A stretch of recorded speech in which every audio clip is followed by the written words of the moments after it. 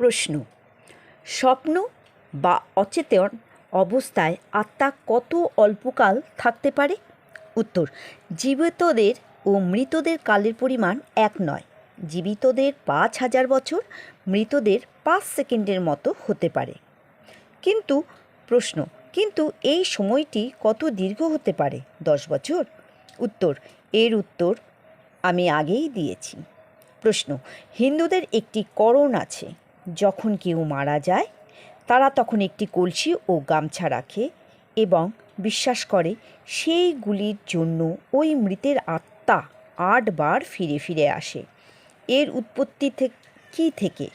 উত্তর: আমি কখনো এরকম ঘটনা দেখিনি।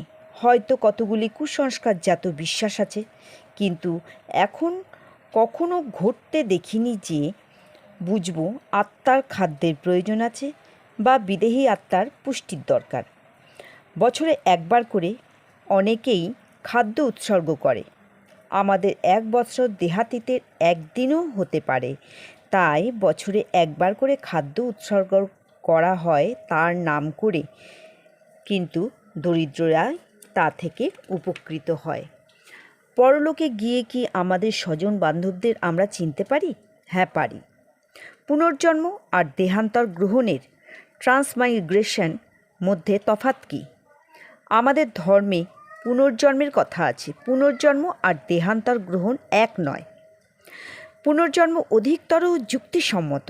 দেহান্তর গ্রহণ যখন তখন খুশি মতো পশুদেহে গমন করার কথা আছে। পুনর্জন্মে তা নেই।